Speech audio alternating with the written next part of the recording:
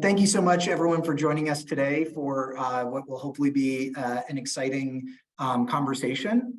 This will be a very participatory panel. We'll have a breakout group, and we're really looking forward to hearing from and learning from you all as well. My name is Hank Nelson. I'm the Senior Cyber Development Specialist for USAID's Digital Frontiers Project. I'm also a member of USAID's Cybersecurity team with Stan Byers, who you'll hear from shortly. I just want to give you a quick overview of the structure of this event. Yes, please post in the chat where you're coming from. It'd be great for us to hear what organizations and what countries we have represented. During this panel, 15-minute panel presentation from our speakers, Stan Byers from USAID, Diana Langley from NetHope, and Adrian Oji from Cyber Peace Institute. After that, we will go to a 30-minute breakout groups to really hear from and learn from you all, from your experiences with cybersecurity in the humanitarian and peacebuilding spaces. And then we'll come back and we'll come back into plenary and we'll have a conversation about what we have learned in our breakout groups, and we'll give you the opportunity to also ask questions.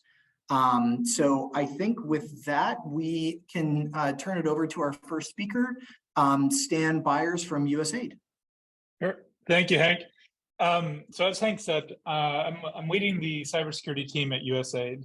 And what we're really looking at is not just we're not looking at our internal systems, we're looking at how cyber and emerging technologies are changing the environments in which we work from a development and peacebuilding perspective.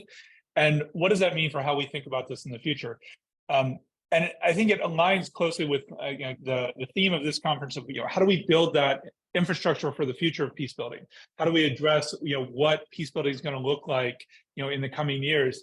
And one of the things that we're seeing is that one of the things that has to be addressed in peacebuilding is these new threats. And among the new threats are the digital harms that we're seeing online. A lot of these. Almost everything that we do in the world, our social, political, economic systems, our media, everything else has moved online. And with that has come a whole new range of threats and risks for peace builders and for communities in the high-risk environments. And we're looking at this. What does this mean for how then we help address those issues? So what we've done is really start asking these questions of how do we build an understanding of what these new threats and risks are?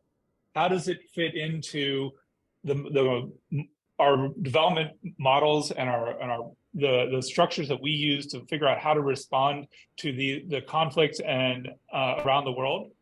And then in particular, how do we work with local communities and local organizations that are at the front lines of this? Because what we've seen is that these organizations are, not only the ones that are often the most targeted by digital threats, but they are being asked to then bear the brunt of managing those threats. And they often, don't have the tools or the resources to be able to do that effectively. And so what we're arguing is we need to look at, as a development community, as a peacebuilding community, how do we help to create those tools? How do we help to create those capacities so that those that are on the front lines of peace building in the modern era can help manage these threats to both their organizations and the people that they're working with? This is a kind of a new paradigm for peace building and for development, because so much of what we've done, we don't think about cybersecurity or digital security, but digital harms is, we're doing some research now and looking at how digital harms is affecting what we're doing. And we're seeing that this is having a big impact across kind of the whole range of our efforts. But we haven't yet really built the capacities to manage that. So we're starting with ourselves as an agency to say, we're aware of where this is going, and we need to now build the capacities to do it, to build in what we're calling a digital duty of care into everything that we do. And what that means is recognizing that as we implement new programs, and we work with particularly local organizations, that we recognize what are the potential, how are they using technology as a part of this, of what they do, and then what are the potential threats and risks that come with that, and how do we build awareness both with them and with others about how to mitigate those risks, and how do we create the tools necessary to help them do that? So I'll leave it at that, but that's, I think it's an important part of what we talk about today. And I want to leave it to our other panelists to talk about, what are some practical ways in which we're starting to address those issues through some of the programs that they're doing. Thanks, Dan. Yeah, I think Diana will be our next speaker. Hi, welcome to everybody that's here. My name is Diana Langley, and I am the COO of NetHope. NetHope is an organization of over 60 of the world's largest INGOs. So those are names that you know, all the big brands. About 20 years ago, those organizations got together and spoke about the need to have basically the internet and connectivity in hard to reach places. And then sort of 10 years after that, it was, we really want global and professional tools to do the best that we can do in humanitarian and conservation situations. Now, the conversation is very much, how do we do digital well? And as you can imagine, of those 60 over 60 nonprofits, they look after something like 2 billion people around the world. And most of those, they are bringing into the digital situation. They're bringing them in as digital citizens. They're bringing them in as digital services. And that's a lot, and it's a huge responsibility. But as Stan was mentioning, it is very tempting to think that the world is a great place and that people don't specifically target nonprofits. It's tempting to think that the only way that they get targeted by cybersecurity threats or digital threats is the spotty teenager in a back room somewhere who accidentally takes down ActionAid. That is absolutely not the case. If you consider conflict zones, for example, it is often the big nonprofits that are telling you the truth about, let's say, people that are harmed, what the violence looks like, those kinds of things. So there is an active attack on these nonprofits to get data about the people that they're bringing in, or to change statistics or anything like that, or just stop the programming in general. We at NetHope, and what our members are asking us to do, is to provide an infrastructure in which we can help pool resources. So one of the things that you'll notice about the panel here is we've got USAID, who is an upstream funder. You're going to be talking with me, and those are the 60 largest INGOs, but then CyberPeace really helps with the implementing partners and with a lot more community organizations. So there is a whole of value chain or supply chain, if you're not talking nonprofit, a value chain approach here. And that is really the only way we think this is going to be sorted. There are not enough cybersecurity people going around in the private sector. The nonprofits cannot pay for this at the same level. We have to fix that. We have to fix infrastructure, because the knowledge and the information we need is not the same cybersecurity information that the banks need. And the tools that we need to work in very complex contexts. The ways that you protect a digital infrastructure in high bandwidth context is not the same as low bandwidth conflict, who tells who can manage the infrastructure, all those kinds of things. So we need tools and process and people to be addressed here. And that's why I'm delighted to be on the panel today. Thank you very much. Thanks, Diana. And I should also mention, if you all have any questions for our speakers, please either add them to the chat or hold on to them, and we will return to a Q&A at the end of the session. And with that, I'll turn over to our last speaker, Adrian. Thanks, Charlotte. I'm Adrian. I'm the Chief Operations Officer of the CyberPeace Institute. Francesca Bosco, who's a strategic advisor, is here representing the Institute as well. You'll get to meet her in the breakout rooms after. The CyberPeace Institute is a nonprofit created in 2019, so a couple of years back, in Switzerland. We're based in Geneva, but we work globally. We're a team of about 30 people that are trying to bring about a new narrative around cyber peace and for people to start realizing there can be a better future. It doesn't necessarily need to be walls. To do that work on advocating for cyber peace, we are trying to surface evidence of harm onto people. And so we have a huge part of our work that goes into documenting the negative externalities of new technologies and how they affect vulnerable communities. There's a lot of work that we're currently doing, obviously tracking what's happening in Ukraine, in case some of you are working there. And we're also trying to provide very direct, tangible assistance to what Diana was calling the implementing parties, I think. Basically, those that are working closely on the ground with vulnerable communities and really struggle to have access to cybersecurity resources. By resources, I mean 3 things, and we're actually going to cover them in the breakout sessions after. But when you're trying to improve your cybersecurity, you need to look at 3 things: people, processes, and technologies.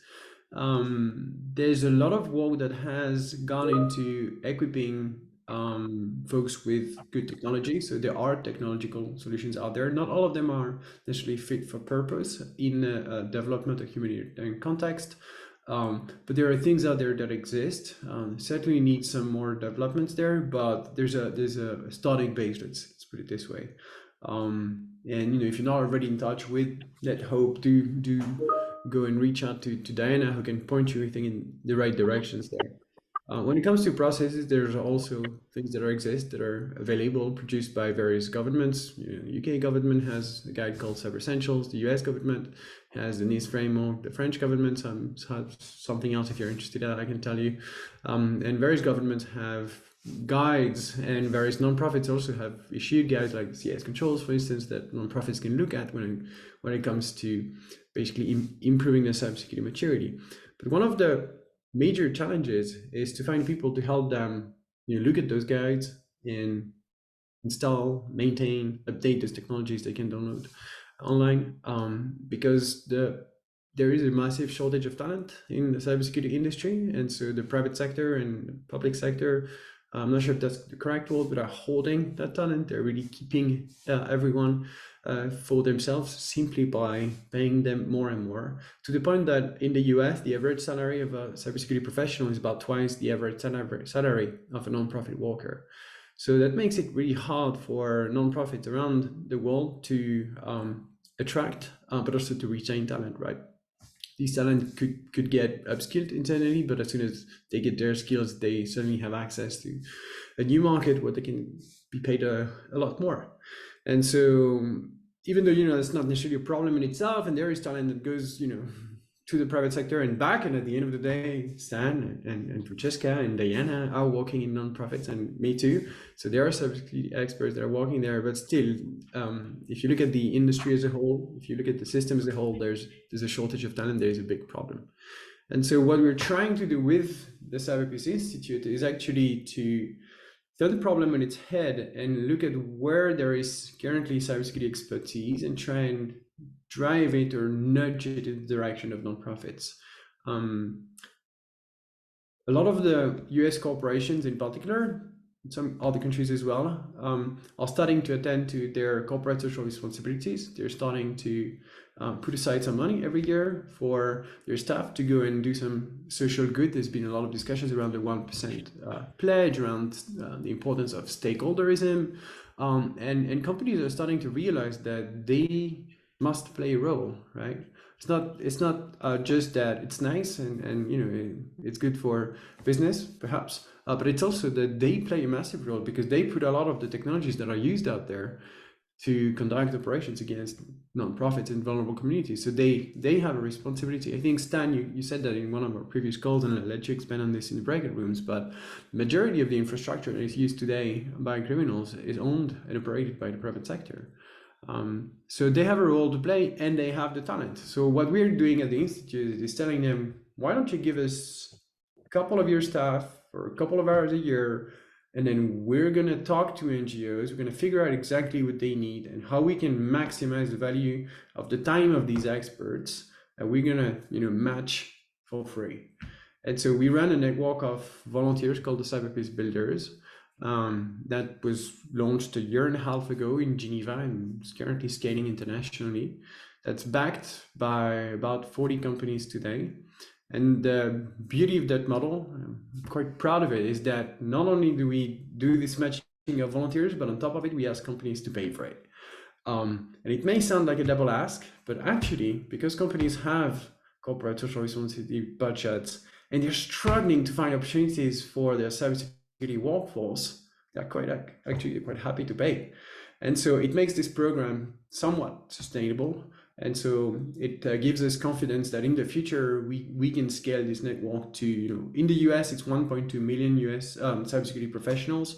If you look at the statistics, about 1 in 4 Americans volunteer each year. So it's already a potential workforce of 300,000 cybersecurity volunteers in the US alone that could volunteer, 20, 30 hours a year. I'll let you make the multiplication, but that's, it's not nothing. It's not a systemic solution. It's not what we are calling for. We are telling governments that there is a gap that they need to address, but it's a good start.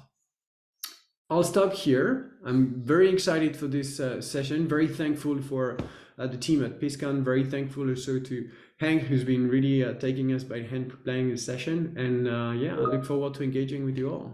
Thanks.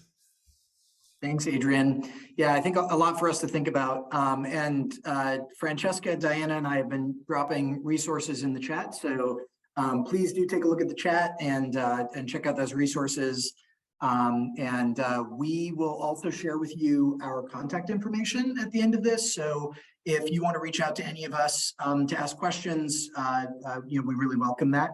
But first, we are going to go to a little bit of an exercise. We're really excited to hear from you all and hear about your experiences with cybersecurity, working, in your organizations or personally. I will share. We're going to do a Jamboard. If you're not familiar with Jamboard or you haven't used one before, it's pretty straightforward. But we have some Jamboard experts on this call, looking at Jeremy, who can help out if folks have any issues using the platform. I'm going to post the link in the chat. Please open up that link, and I'm also going to share my screen. Moment. Okay. Can everyone see that? Great. Yes, thank you. Great. Okay. I see people trickling into the Jamboard. So basically what we want to discuss here is 2 questions really. And I think that we structured this around 2 questions because so often cybersecurity is, everything is doom and gloom. It's, we heard from some of our speakers today, the nonprofit sector, doesn't necessarily have the resources, doesn't have the personnel, but we know that folks who are working in this field are implementing really interesting solutions to help them counter those challenges or to surmount those obstacles. So what we would really like to do is have just an open conversation with all the folks on this call about, first of all, what obstacles you have faced in cybersecurity across these 3 parameters. So people, whether it's lack of training or lack of expertise, as Adrian mentioned, process. So that could be coordination with other stakeholders, coordination with your partners, rules and guidance that help you work through cybersecurity issues, and then the technology itself. And that could be everything from, really bespoke cybersecurity technology to access to, licenses for Microsoft Word, for example, so that you're not using pirated software for your, or your partners aren't using pirated software, which is much more susceptible to cyber attacks. So I think maybe we can just take 5 minutes now for folks to start using the Jamboard to enter obstacles that you or your organizations or your partners have faced in cybersecurity in the peacebuilding and humanitarian assistance sectors. So I think with that, I will mute myself and we'll spend 5 minutes filling that out and then we can have a conversation.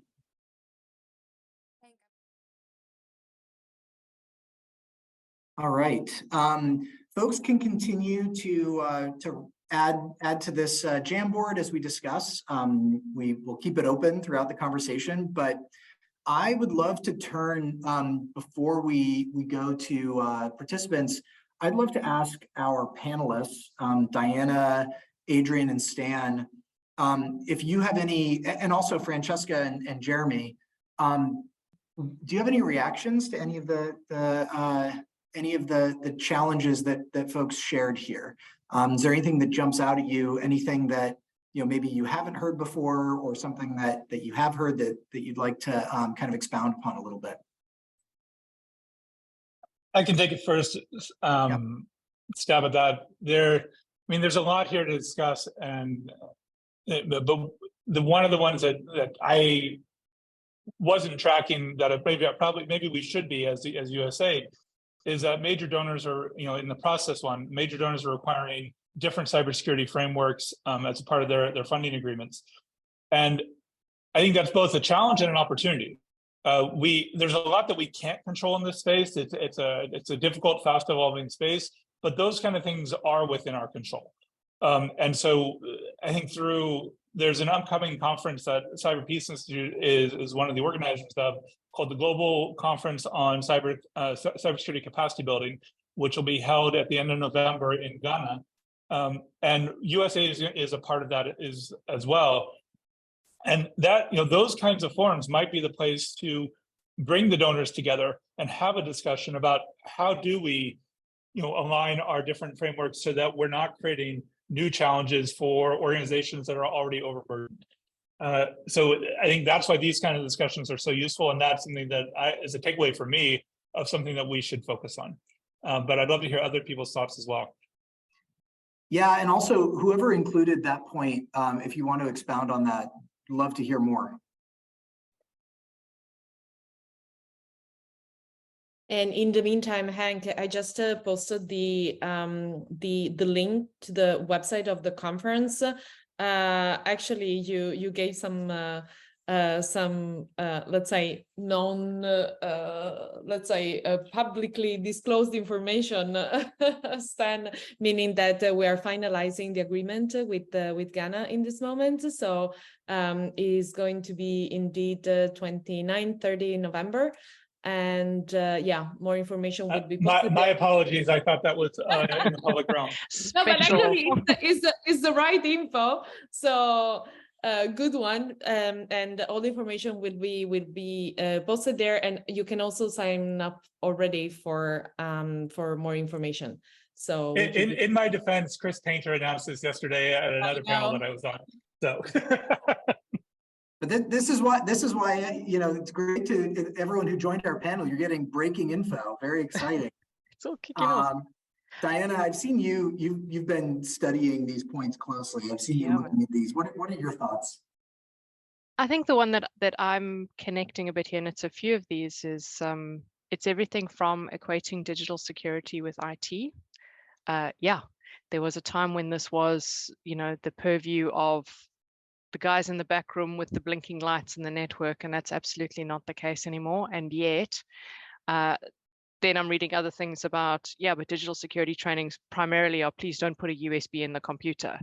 And the gap between please don't put a USB in the computer to actually knowing what attacks to watch out for and how to know that you've been breached, that's a skills gap that's large. Right. And we're just at that initial stage of everybody, please know to look for URLs and emails that look scary. So that's sort of the part that I'm challenged by in this conversation.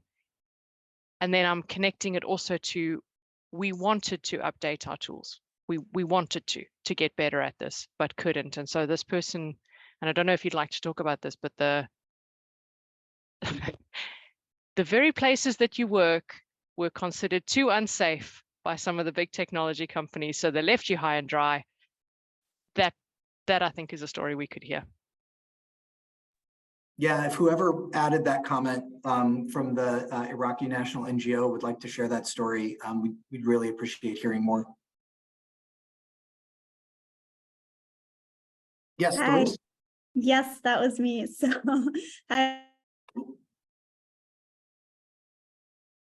I think sorry, I was trying to mute myself. I was trying to mute myself and I muted you by accident. I'm so sorry for that, Doris. You can unmute yourself. Sorry about that. Sorry. Can you all hear me? Yes. Okay, Yes. perfect.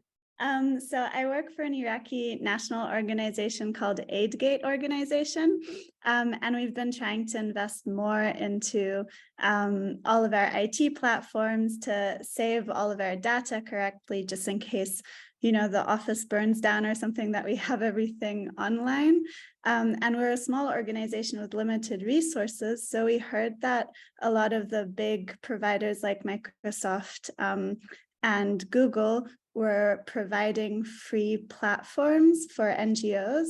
So we tried to apply for that for the Google Workspace, but they denied it to us because Iraq was considered too unsafe. So what we have now decided is to invest in a web development officer who's building us our own server. And I know this will take a lot of time and a lot of resources, and there's already so many great resources out there that I just wish we had a different option than to build our own server. Yeah, so that's my story. Yeah, because that's more expensive, right? Yeah. And you have to maintain it long term. Yeah, exactly. And we don't know how the security situation in Iraq and the political situation will evolve as well in the future, where, yeah, it could either get better or worse. But yeah, for now, that's our only option, unfortunately. And so as from a donor perspective, I mean, obviously, unfortunately, we can't make any promises about, you know, how to respond to that, but these are the kind of things that as a major donor and with connections with a lot of the other major donors, we should be trying to raise up with companies like Google as we have conversations with them, saying part of what we need to be doing in peace building and humanitarian work and other things is where they're the most difficult environments, where some of the most, you know, important work is being done, these tools are critical. And we need to, if it's deemed too safe by Google for different reasons, you know, are there ways to create a version of it that can be used in that environment? Or there are other workarounds. And so this might be the kind of thing that we should try to engage on, but we need to be, that's why these conversations are important, so we can be aware of that. I'd also be curious, well, if anyone else wants to add in that, please do, but I'm also curious about in the people's column, the point of that a lot of organizations are being targeted for surveillance and arrest and other things. Whoever put that in, I'd love to hear that story as well.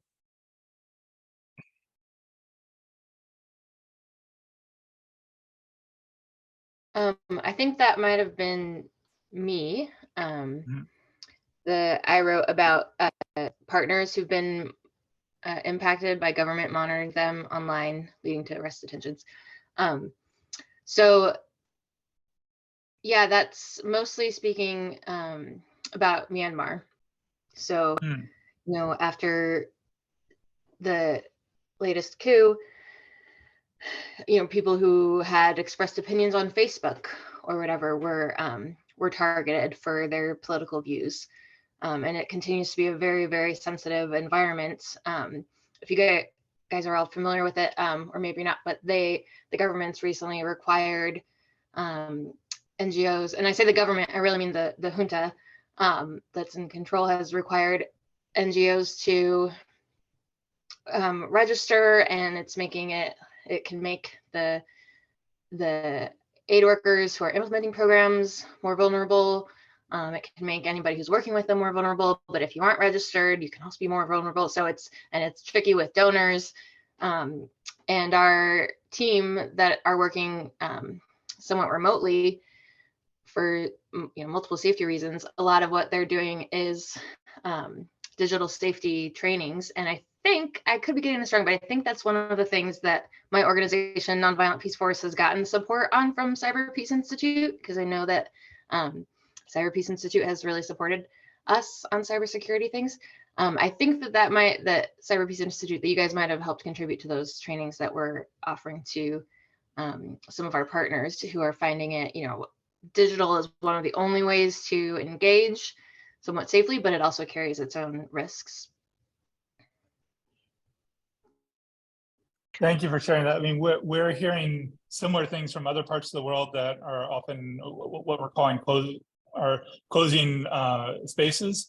Myanmar, I think, definitely qualifies for that. And these are among the issues that we're trying to better understand and do some analysis on so that we can adjust how we operate in those spaces. So, but thank you for sharing that.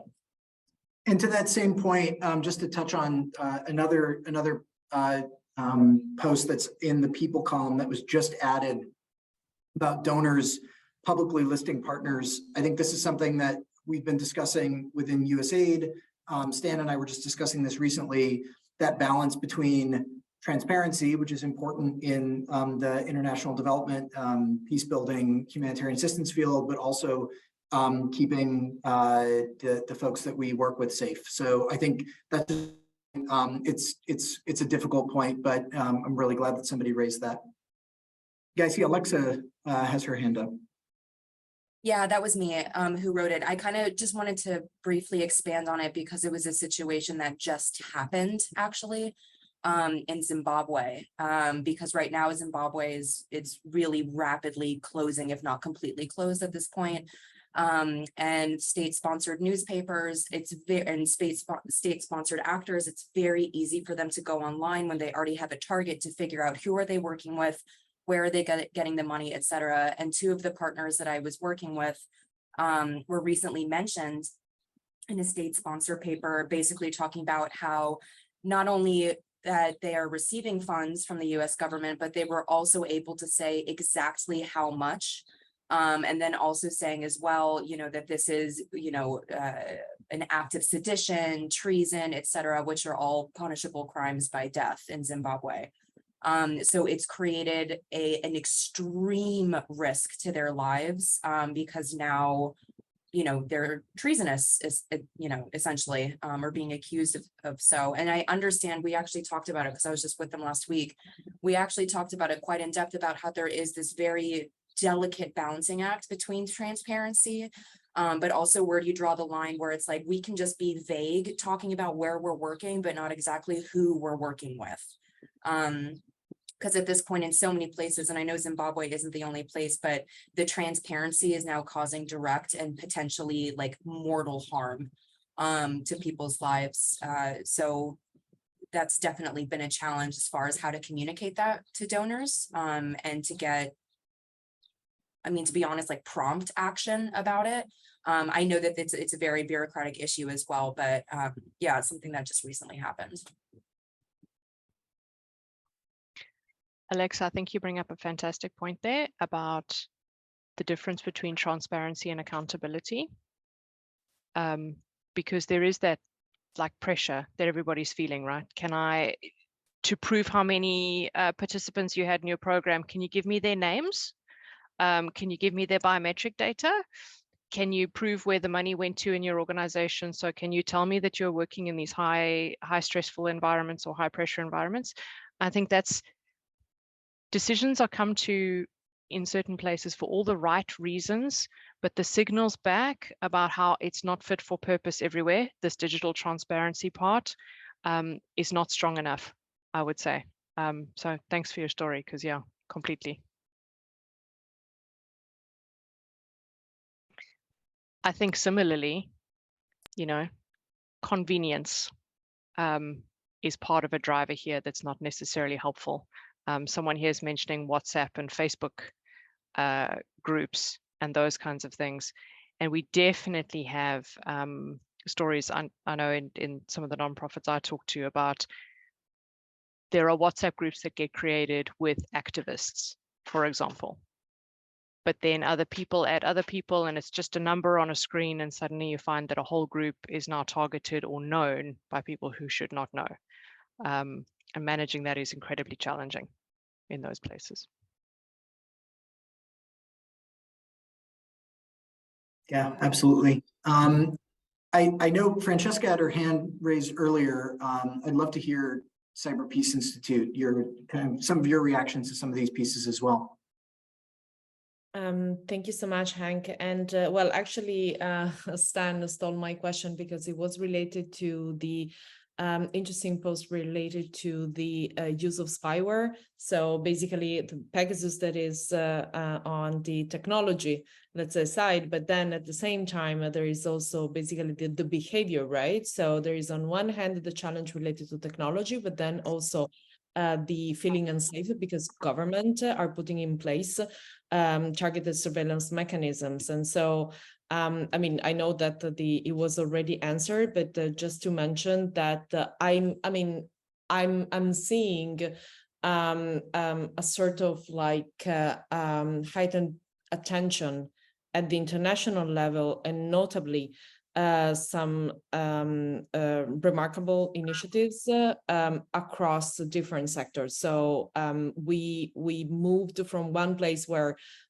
mostly civil society organizations were basically advocating for a sort of like a stronger attention to this topic, notably when it comes to human rights defenders, journalists, dissidents, and also, I mean, big organizations basically signing petitions and coalitions, but then also states responding. Specifically from this year on, I would say, notably the US is putting in place some sort of like interesting initiatives. There are also a couple of European countries like France and UK that are joining forces in trying to basically not only to understand the dynamics, but also to actually hear the voices of the ones that have been targeted. I guess you've been following also what is happening at the European Parliament level with the PEGA committee.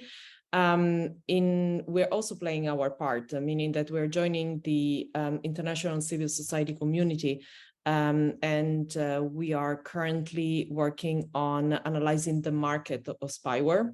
So also working in exposing, basically. We are at a sort of like halfway, so stay tuned for us more towards the end of the summer.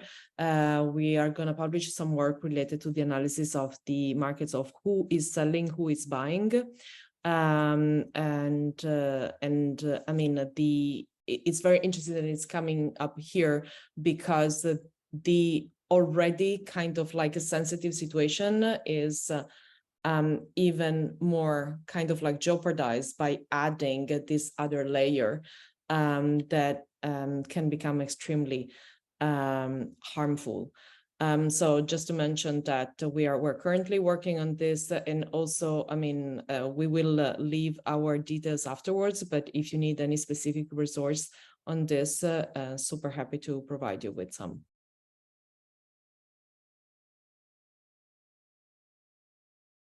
Yeah, Adrian, you've had your hand up, I think, for a bit as well.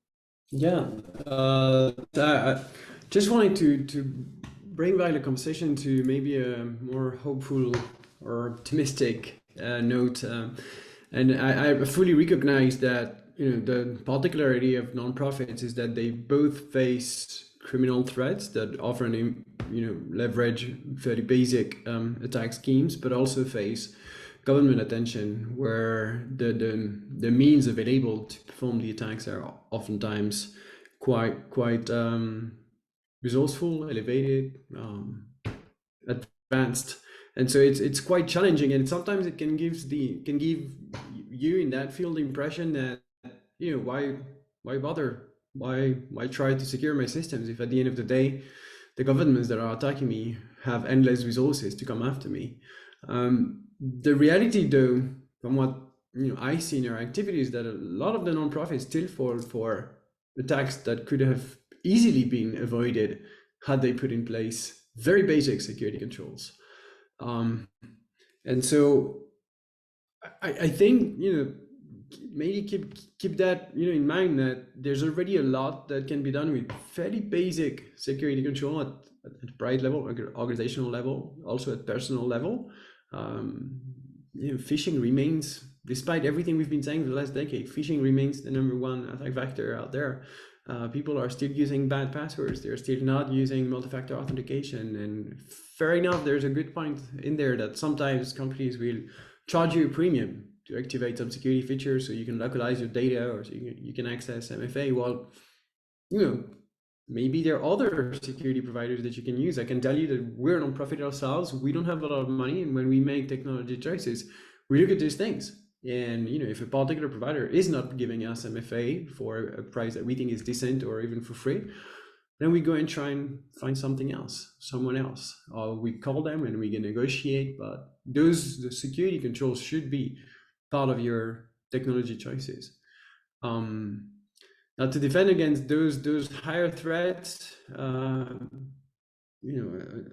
unfortunately, it's really case by case, understanding what are your assets, who you are, why you may be targeted, and then trying to come up with a strategy to defend against the type of factors that may come after you. But indeed, governments are trying to leverage Pegasus and other spyware to access your devices, monitor what you're doing, where you're going, etc. It's hard.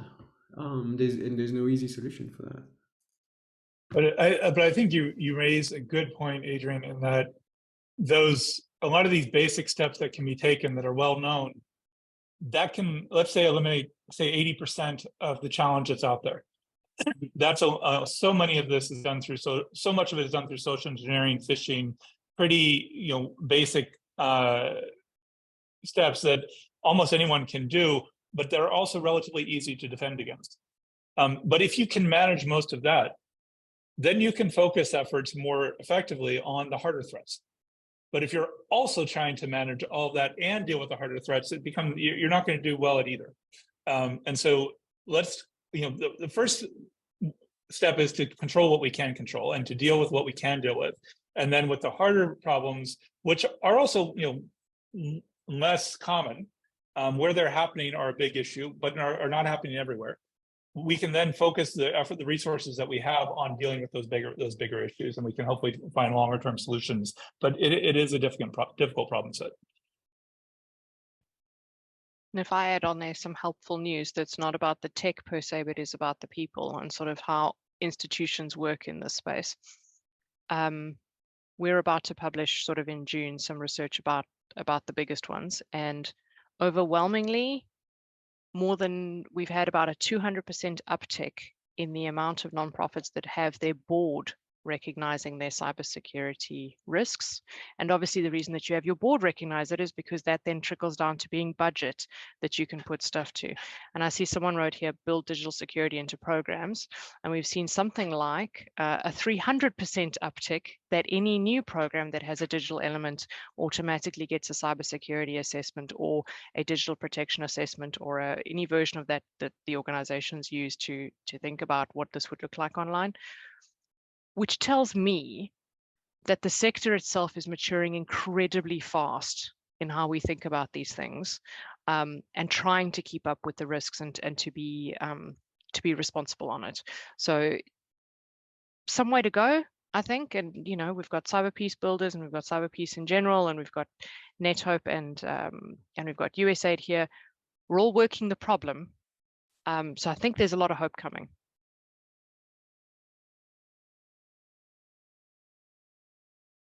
Francesca. Yeah, Francesca, please. Well, actually, I just wanted to bring a quick comment, and Diana, I definitely join 100% on what you were saying about there's definitely hope. It was interesting to see in the technology part, the comment I made also before about like the inadequacy in most of the cases of the pro bono and free tech, basically that private sector companies, for example, are providing civil society organizations with, and this is why I just wanted to comment on one post that I put, which is to me there is also a dialogue that needs to be curated and to a certain point kind of like forced in order to have truly need-based design solutions. So indeed there is one aspect which is build on servers and so on and so forth, and finding basically own solutions, but as we said before, it can be very expensive. I think the other kind of like potential option is to push for co-design solutions. So really having initiatives by which we can sit down with basically technology providers and technology developers, and really think about the specific needs of the community. So I just want to mention that I think we should consider the two options, and we should ask basically for the two options. And I think we need to ask together, Francesca, because one of the things that happens is that, there'll be some little hackathon that happens in a quiet corner somewhere, and then someone privately gets the good version and everybody else gets the off-the-shelf version. And, like I think to the original conversations we were having at the beginning of this, there's a combined nature of doing this together, of thinking about which tools are fairly common amongst most of us, which ones we should harden very quickly, those kinds of things, which will be very helpful. Yeah. But Diana, I agree with you, but I think we also, organizations like USAID, like NetHope, where we have visibility and connections across a broad range of the development and humanitarian communities, I think we can play a big role in making sure, like, if we're aware of these things, that they become available to a much broader group of organizations and particularly local organizations. And that's something we need to kind of build into our strategies and our communications, and to at least from a donor perspective, all the different teams that we have out there doing a whole range of different work, that they understand the digital and cyber components of that, and that, here are the tools that are available that you can include into your programs, Oh, Stan, it's like you're speaking to my heart. Imagine that, Cyberpeace and NetHope had not already had a conversation about how we could think about platforming and making some of these things more visible to more parts of the supply chain. So watch the space. We're very hopeful that someone will help and step in to get us going on that. But that's it exactly. So yes, I've been a little bit hesitant to talk about it, but what NetHope does have is a large reach in some of these places, and that helps with our members. And it's not me, but it is our members. It helps to really surface a lot of this stuff. So I'm very hopeful in that. Adrian. Yes, building on that, something that gives me also a bit of hope, a bit of net hope, is that see what you did there. Is that I think for the last 1 or 2 decades, governments at national level have been looking at protecting their critical infrastructure, setting up their critical infrastructure doctrines, protecting their government agencies, and try to get it a little bit on top of the cyber threat. They're not there yet, but at least they're starting to catch their breath, and they're starting to realize that there are parts of the population at home that they have completely failed to protect. Right, vulnerable communities at home are not served by critical infrastructure like everyone else, and they depend very much on local associations, local nonprofits, local NGOs to get some of the critical services they use to live.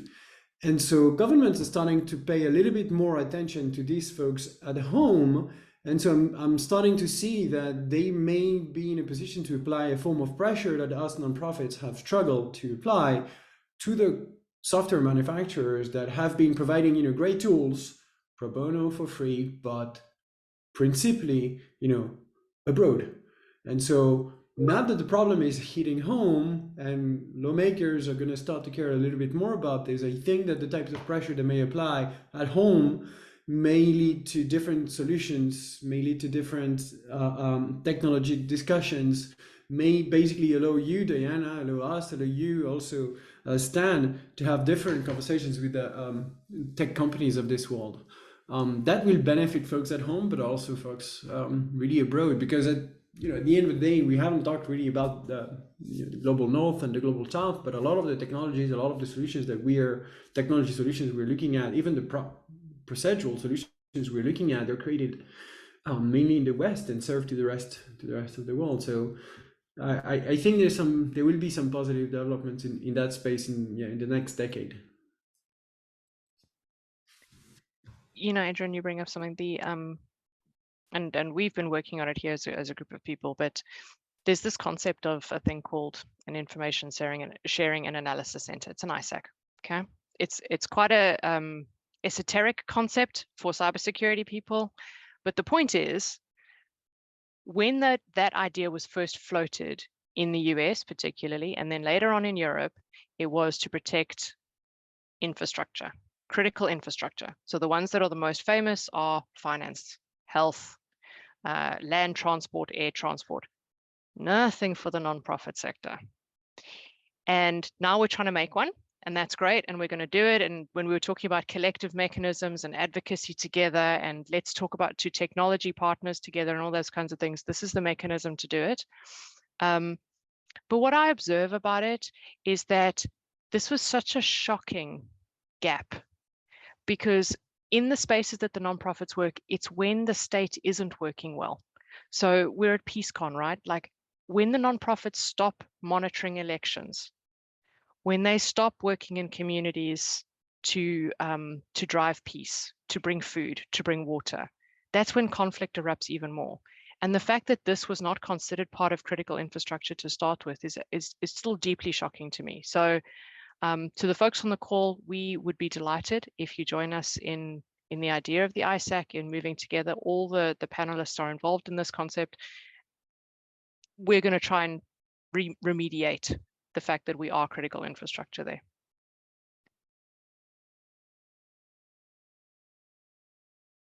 One thing that Francesca just raised with me on our separate chat is that we have some great solutions that folks have included in the technology bucket and the process bucket, but no solutions added in the people bucket. And I'm wondering if any of our panelists want to comment on that. I mean, I think that there are some solutions that, you know, Adrian, for example, cyber peace builders maybe is one solution that you've already shared about. Better cyber hygiene training for partner staff, maybe that's another solution. But I'd love to hear from our panelists or anybody on the chat as well, any of our participants, if you have ideas there for solutions that can help us address some of the obstacles that folks have listed under that people bucket. Diana, I'm going to throw you under the bus, but I think folks would like to hear about virtual CISOs. You know, just what is this? What's the concept, and how can they do that? Well, I mean, I'm also going to throw it back to you in a minute, but here we go. So this is what we are doing for NetHope and its members, because these skill sets, and I don't mean entry level, I mean medium to very senior managers to think about these risks and balance them and work on programs. Because they are very hard to buy in the sector, we're doing aggregation of demand. And so in NetHope, we have a virtual Chief Information Security Officer for our members.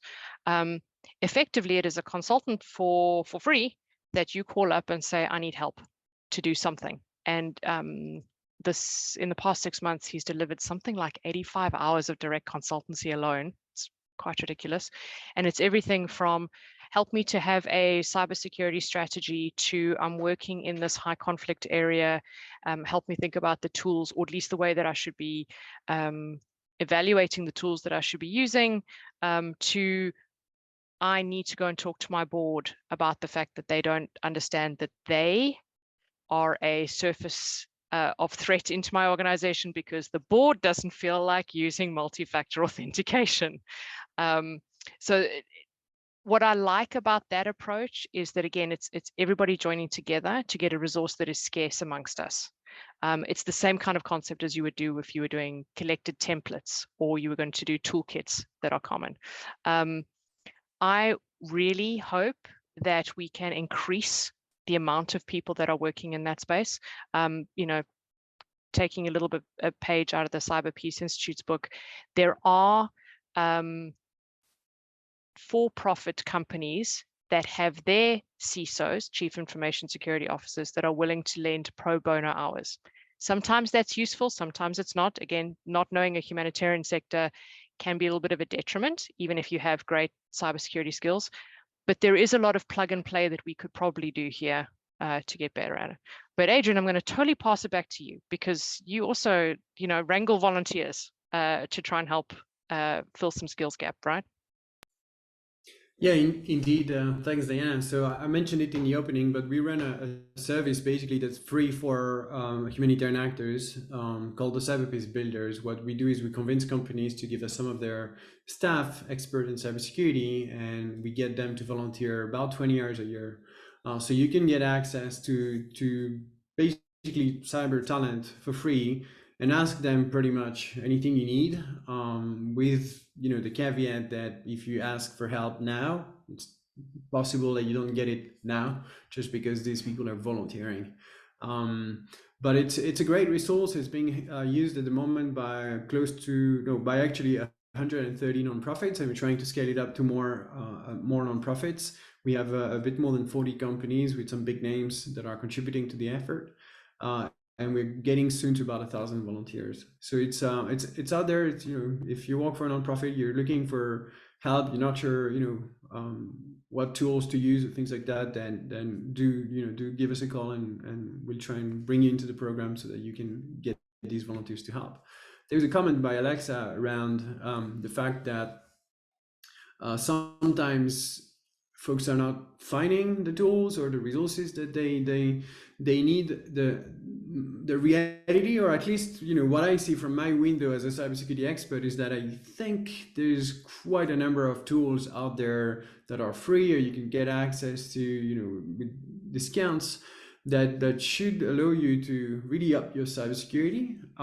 What's currently missing, or perhaps it's not as simple for people that are not in the industry, is a source of authority that gives you a list of all of these tools.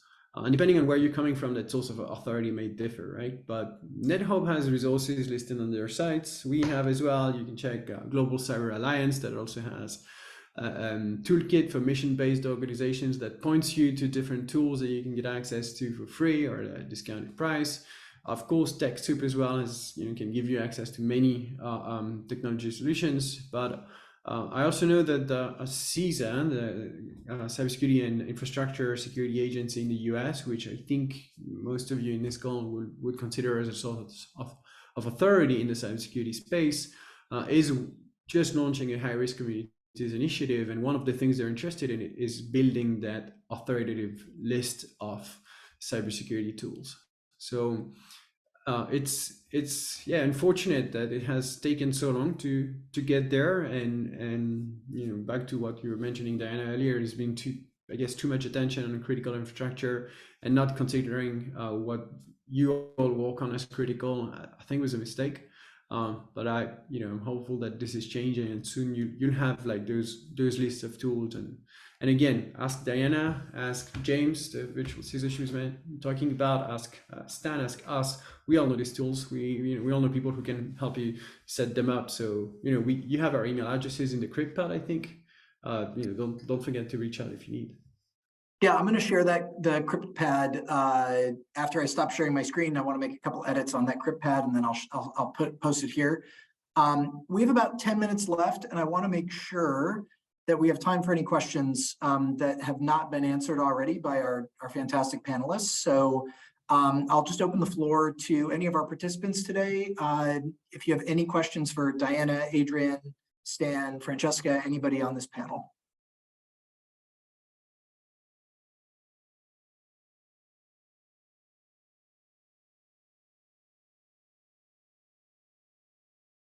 And if we don't have any questions, we can continue to discuss obstacles and solutions. But if you do have questions, please don't be shy. You might stump us. This is an emerging field, but oh, I see we have one from Callista. Callista's ready. Yes, ready to go. I'm not sure if this is the kind of question you're looking for, but I learned about NetHope for the first time this past fall, right before you were having whatever your big conference is called. I forget what it is. The NetHope Summit. How does it not just trip off your tongue? Yes. And I had looked through that agenda briefly. I ended up speaking with one of your staff too. But I was just curious, the agenda had lots of examples of projects that were, being done between, tech companies and implementers. And I was just curious if you had any examples of some of those that you could share that address like cybersecurity specifically.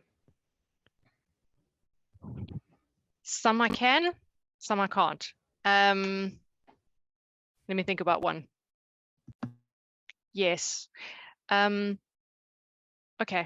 This is such a silly thing. This is not the technology, but this is the kind of thing that we do. You know, the war in Ukraine, most of you will have heard of it. Do you remember how at one point we had a bunch of the very big tech providers helping with sanctions to the Russian government, and that included some portions of the Ukraine territory? Okay, super awkwardly, some of the technology providers that pulled their tech from that area provided multi-factor authentication. What inevitably happened is that the humanitarian organizations that were working to protect civilians, peacebuilding, food, water, all those kinds of things, found that they were first locked out of all of their digital tech. And who works without digital tech? Certainly not humanitarians.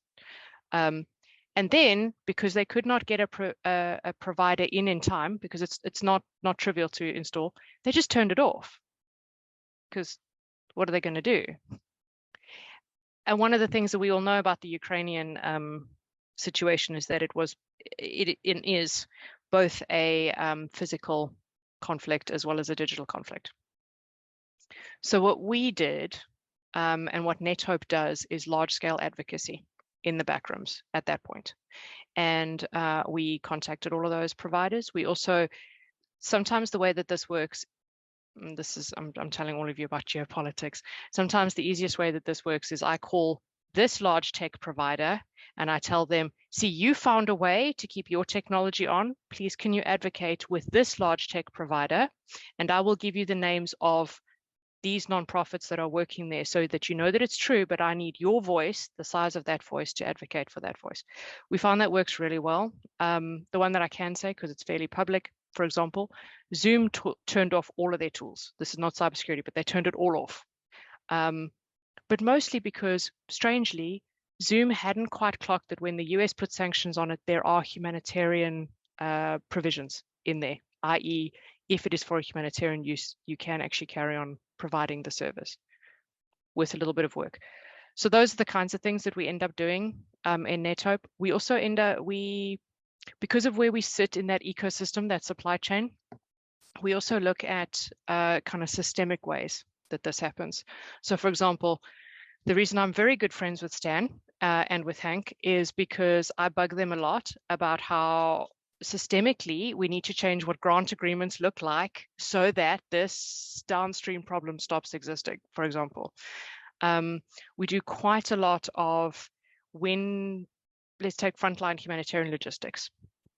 By the time you get into the specific context and you've got all these brands working and many of your organizations, very oddly, a water bottle is not a water bottle, is not a water bottle, is not a water bottle.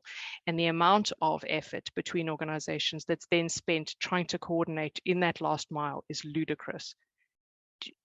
That's just a language problem. Or if we were going to talk about tech, it's a data standard problem. And so a whole bunch of these things, that's what we deal with in NetHope. I hope that sort of answers. Yes, there are some things I'm not really allowed to talk about, but that's where we are. What I can say is that when I was talking a little bit earlier about advocating for technology that works for us, that's what we do. Because of the buying power of the big ones, we can go and make a lot of noise. But I'm also going to say, to be completely frank with everybody here, it needs to be understood that the humanitarian total market, total amount to spend on technology, is something like 26 billion. Do yourself a Google and find out that that's like the entirety of the beer market in the US. So we're not the biggest customers. So we have to major on threat to life, the good of humanity, those kinds of things. Yeah. But to add to that, I think this is a great example of how we need to expand the definition of of cybersecurity when we talk about this. It's not just, as kind of mentioned earlier, of hands-on keyboard technical experts that are writing code or putting in defense. That's a part of it for sure. but there's so much that needs to happen diplomatically, economically, from a governance perspective, especially in this kind of humanitarian peace building space where you're dealing often with difficult environments, and there's a coordination issue. And so that's part of what we're trying to do, is recognize that this needs to be a part of what we do as well. We need to build the networks and the trust between different actors so that we can have these conversations, because it's so fast moving. When something comes up, we need to have those relationships already there so that we can be reaching out and saying, hey, let's try to find a way to address this issue and work together on it.